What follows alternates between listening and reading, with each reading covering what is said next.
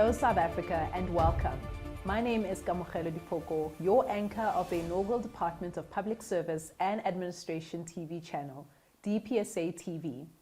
In the spirit of BATHOPELE, this is the first of many episodes to come aimed at keeping you informed about the workings of the public sector. The Department of Public Service is always hard at work, and DPSATV is one of your go-to platforms to stay updated on your government in action.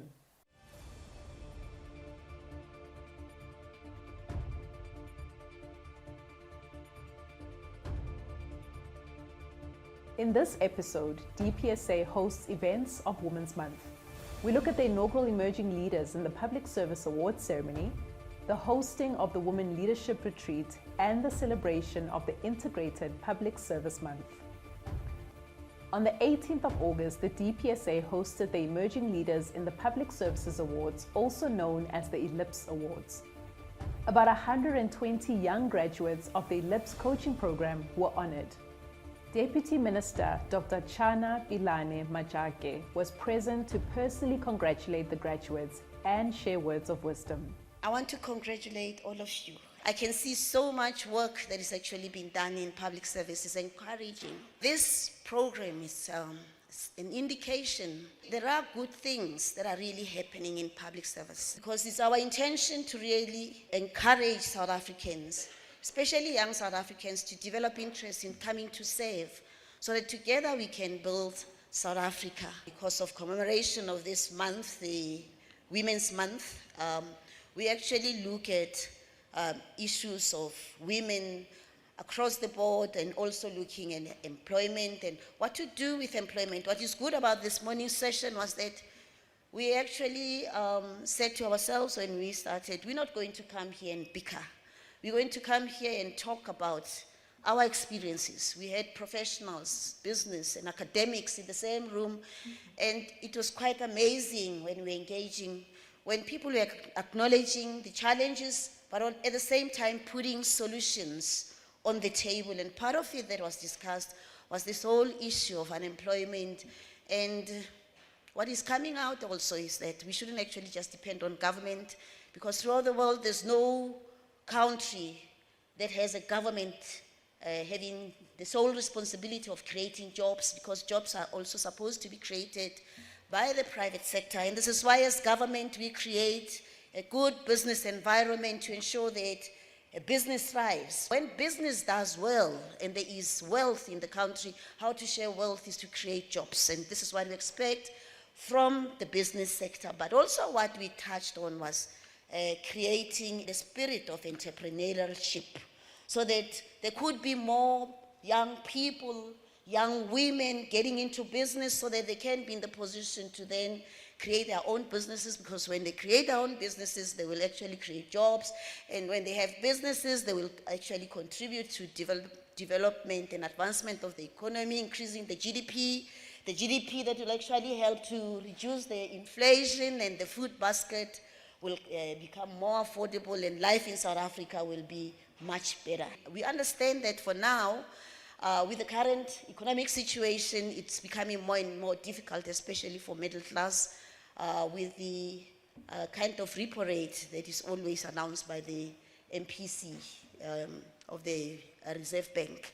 But to you today, the award winners, I want to wish you well, and I hope that your experience is something that's actually going to put value on public service, because we are a public service that is actually intending to improve on capacity. Earlier somebody mentioned the professionalization of public service framework, which actually focuses on really looking at ways and means of improving capacity within the public service, and part of it is what you are doing, so that we know that when people get into public service and they're doing work, they have that ability to do the work.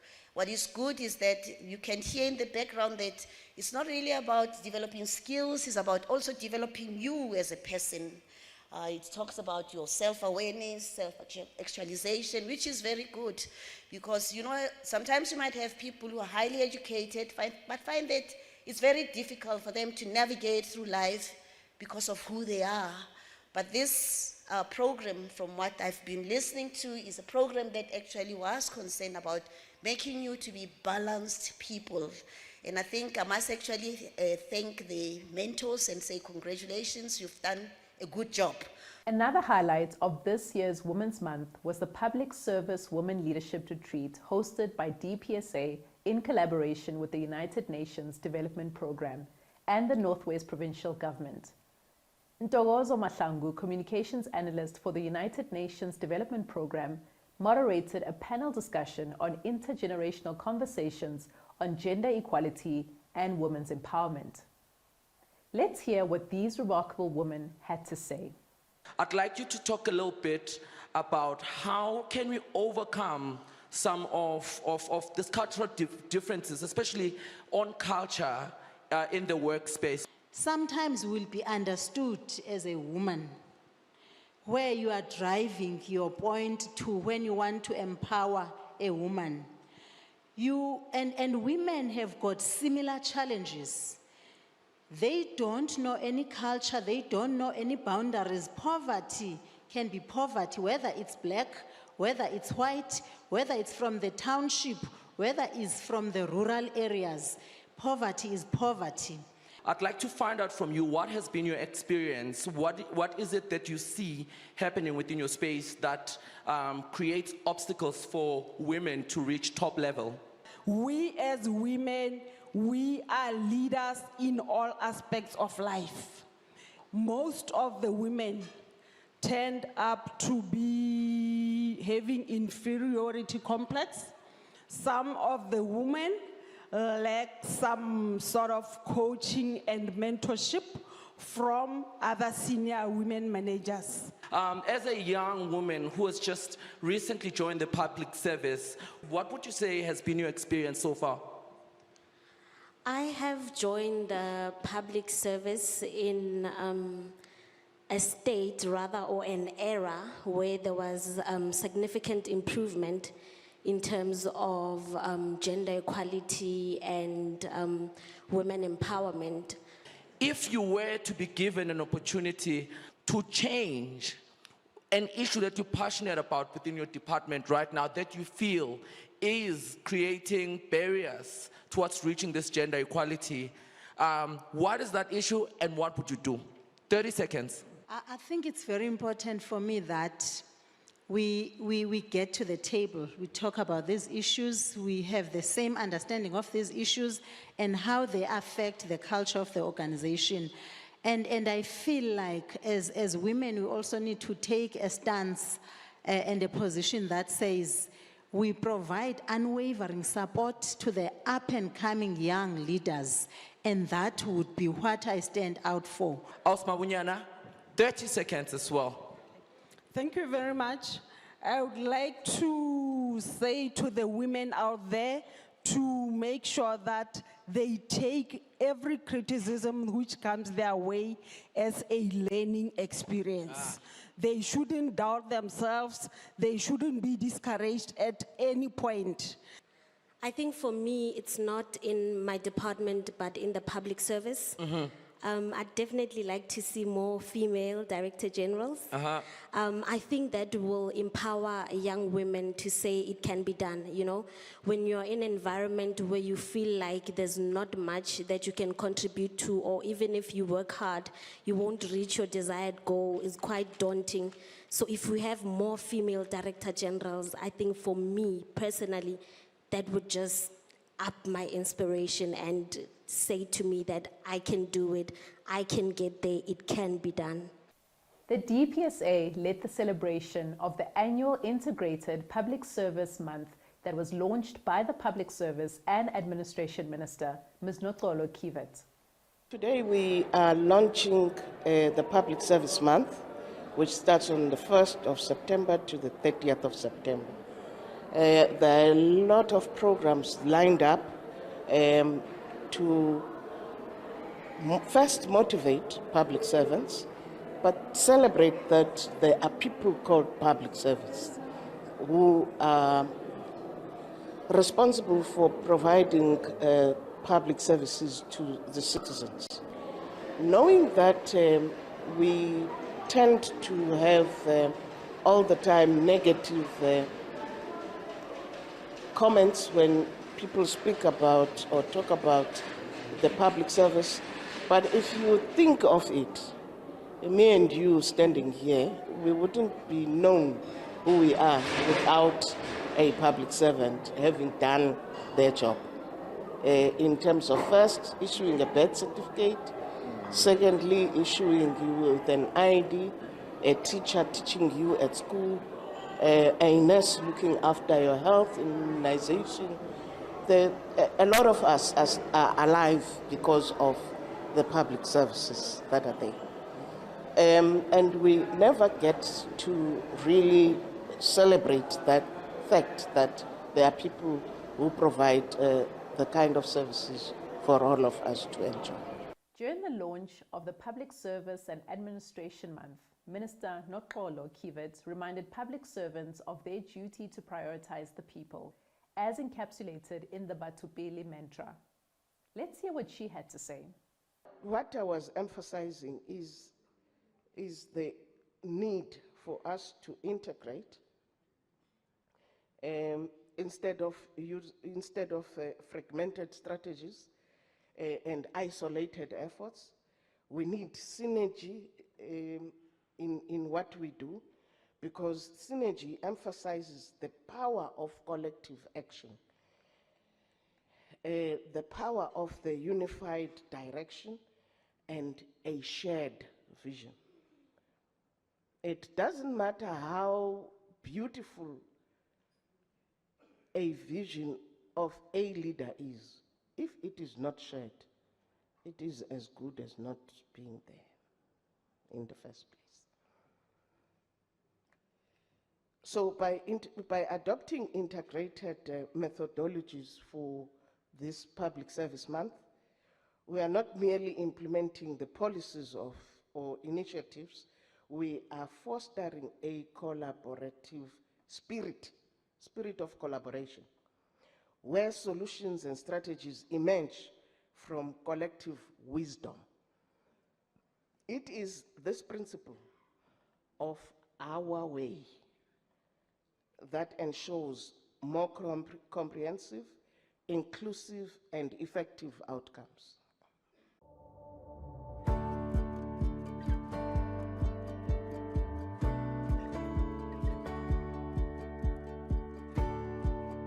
Let me just announce that today is the provincial launch of the 2023 Integrated Public Service Month. During this month, executive authorities, accounting officers, DGs, DDGs, SMS members are going to walk the breadth and the length of this province, and we are going to do some cold calling and see the work that you are doing in every single department. So our role is to do oversight and ensure that as public servants, we are on time, we're doing our work, we're providing our services to our communities, and it is impactful in the manner in which the mandates of each department is outlined. So without further ado, let me welcome you to today's event.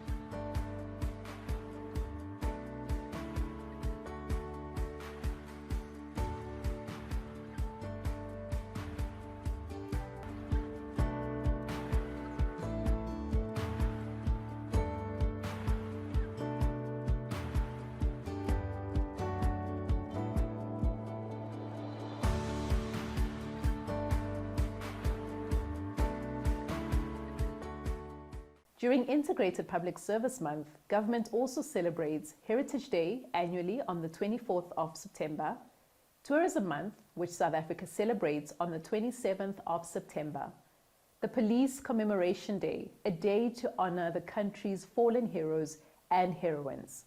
God of honor, shoulder, arms! Families of our fallen heroes, but never to be forgotten officers, your presence is felt and recognized. The sun may set, but memories will last forever. We hope that today's ceremony does not open your wounds, but rather that it belongs to your comfort and closure. You must remember you remain part of this family. Families and friends of our fallen heroes, we are graced this morning by the presence of the President of the Republic of South Africa, His Excellency President Cyril Ramaphosa, who will officiate this event as a functionary today. As we pay tribute to the hardworking men and women of the South African Police Service who lost their lives in the line of duty. Today we pay tribute to them so that we can honor and give dignity to those who have passed on in the line of duty. We hope that this occasion will not be opening up wounds, but hopefully it will bring closure. But it will also show you that your relative belonged to a large family of police that loved them. Even as they are departed, their names will forever be on this wall as a remembrance of the tasks that they performed on behalf of the people of South Africa.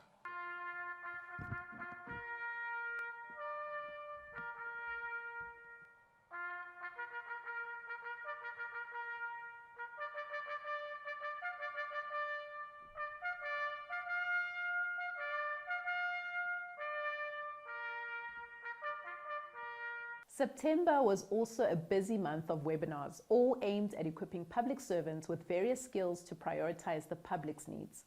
This year, the 2023 Integrated Public Service Month will focus on building a professional public service for inclusive quality service delivery. We will be reflecting on the values and principles of public administration as enshrined in our Constitution and the National Development Plan 2030. We must address issues of accessibility, affordability, digital literacy to ensure that the benefits of technology are accessible to everybody. Digital transformation and innovation contributes to creating a conducive investment environment for the rollout of infrastructure and making connectivity available to the less connected. The gap in gender inequality closes. And when processes are digitized and digitalized, what happens is there's an audit trail behind it. It is very transparent. You're dealing with a system, not a person. You know, it enforces compliance. And by doing that, what happens is you kind of close the gates or tighten the loops on corruptive activities. If we do not handle the cyber security threats that are introduced by this new model that we preach about and that we aspire to, we will continue to be risk averse. All of these are underpinned by a very strong security posture that we need to think about and enable in how we deliver services. Establishing digital trust is very important. It means that we must have the right frameworks, the right policies that underpins how we drive the digital transformation message without worry of the risk factor that we bring into the organizations. When President Ramaphosa appeared before the Zondo Commission in 2021, he made this particular argument about the priority of building a capable and ethical and professional public service. And to quote the president, professionalization of the civil service, as he puts it, would seek to address the problems that we have had. We do have some people in our civil service who are ill qualified, who are not that fit for purpose, who do not have those qualifications that are necessary. Now we want to professionalize the civil service, and that will happen in a variety of ways. And we are not talking about chucking people out. We are talking about capacitating those people, having them properly trained. The South African public service has been crying out for professionalization for nearly 3 decades. But our lived reality is something that we cannot ignore in our country. Our lived reality is that there's acute maladministration. There is endemic corruption across the public sector. There's infrastructure collapse, and we all know this, and we all experience this as ordinary citizens in our country. There's pervasive service delivery failures. So the professionalization framework, it focuses on 5 core pillars. recruitment and selection, induction and onboarding, planning and performance management, continuous professional development, and the career progression and succession planning. What it seeks to achieve, right, is to create certainty within the system. So why are you here? What is the objectives of government? And what does it mean to be a public servant? It's not a job, it's a career, it's a calling. Service delivery by public healthcare professionals within our public services facilities, such as the hospitals and clinics, are dependent on the competency of the persons employed through the public sector. This is where the higher education system plays a pivotal role. The competency of our medical professionals, our administrative support staff, our health practitioners is a measurement that indicates the quality and the impact of teaching and learning that take place within the universities. It is also an indication of the research that takes place and the applications of it within our communities for their benefit. The UFS prides itself on the clinical exposure that are provided to our students across the various fields, the disciplines, but also across the different healthcare and clinical training sites, which supports our accreditation status of our academic programs. We strive to deliver quality teaching by integrating teaching methodologies, applications of theoretical concepts, and apply these within the learning at the clinical training sites. The development of undergraduate research skill puts our students at the forefront of national and global levels and is recognized by professional assessors internationally. In many societies, traditional gender roles and cultural norms often influence the level of male involvement. We aim to create a positive change in gender dynamics by tailoring the intervention to be culturally sensitive and relevant to the Sesotho-speaking community. Increased male involvement can lead to improved communication, shared decision-making, and mutual support between partners, ultimately contributing to healthier pregnancy outcomes and reduced maternal and neonatal mortality rates. Focusing on promoting male involvement in maternal and neonatal healthcare among Sesotho-speaking men and women in the Free State, we want to make a difference in society. Various government department staff and executives attended the Organizational Functionality Assessment webinar. The webinar, chaired by Zitulele Cele, Deputy Director of Productivity and Capability Management, provided guidance on productivity, management, efficiency, and optimizing available resources within the public sector.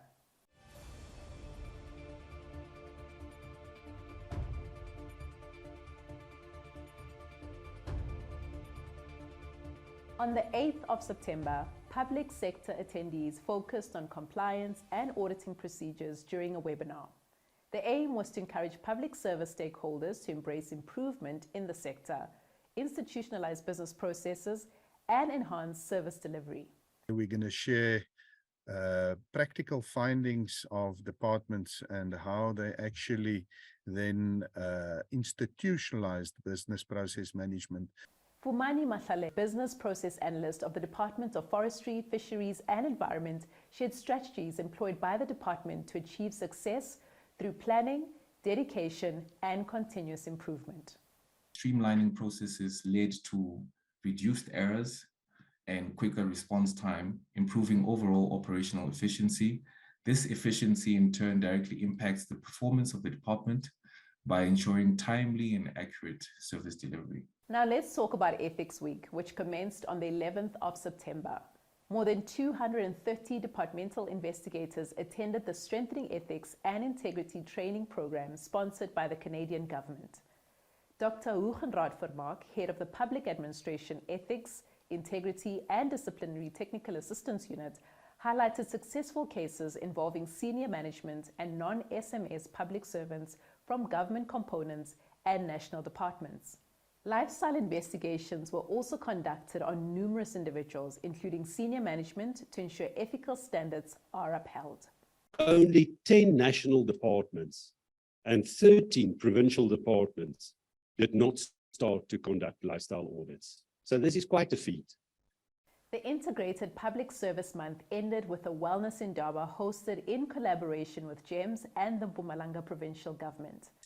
Today, we're actually closing the Public Service Month. Our motivation was that we always talk about everything in respect to the service delivery, except the people. The people are our assets to deliver services. What is it that we think we can do to support employees building their own resilience? Our employees in the public service, 65% of them are in frontline service delivery. We have 1.2 million public servants on estimation. This is national and provincial governments, only excluding local government. That's what we are responsible for as DPSA. Out of that 1.2 million, 65% of them are found in service delivery points. So we cannot leave our people behind. We have to work with our people. Public servants also participated in Walkie Talkie, the Interdepartmental Sports Wellness Day. This program started with the Walkie Talkie. The walk wouldn't have happened without the people. We started this Walkie Talkie idea last year and tested it, and we thought it can work. And James enthusiastically joined it. Alex Forbes, when we started it. So thank you very much again for that support to the province. Well, you know, we're celebrating Public Service Month, we're celebrating public servants. We want to promote healthy living, well-being of public servants so that they can be able to take care of South Africans. In BATHOPELE, noting that BATHOPELE is not only for the public, but also for us as public servants, where we recognize each other, where we celebrate each other, and we show each other careness, yeah. That's what we do. I only did 6, but I was only booked in for 5. Okay, so you went above the mark by 1 kilometer. Above and beyond. Okay. All right, we just walked 5 kilometers to and 5 kilometers back. There are runners amongst us. So we just have our first 20 coming into the field, and we are expecting others to come in as well. Public Service Month, to me it means, we must remember the people that we are serving in the community. We must reposition ourselves, and we must be highly productive so that the scarce resources that government has can be multiplied. We can be there and do our utmost best way when we are in the plant.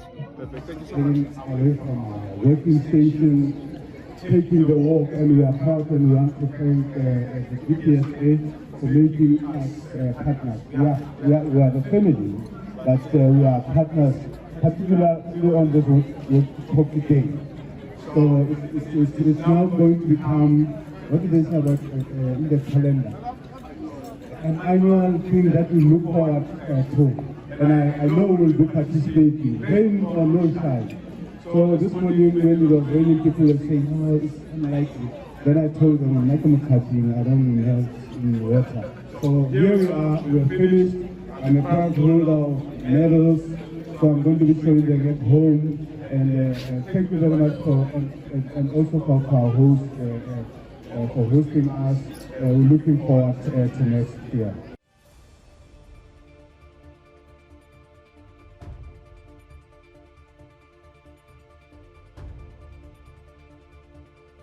This concludes our special edition of DPSA TV News. Thank you for joining us, and stay tuned for more information and insightful episodes right here on DPSA TV.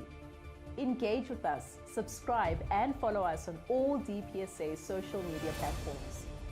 Do also keep an eye out for DPSA's upcoming podcast series. From me, Gamo, till the next episode, #BATHOPELE.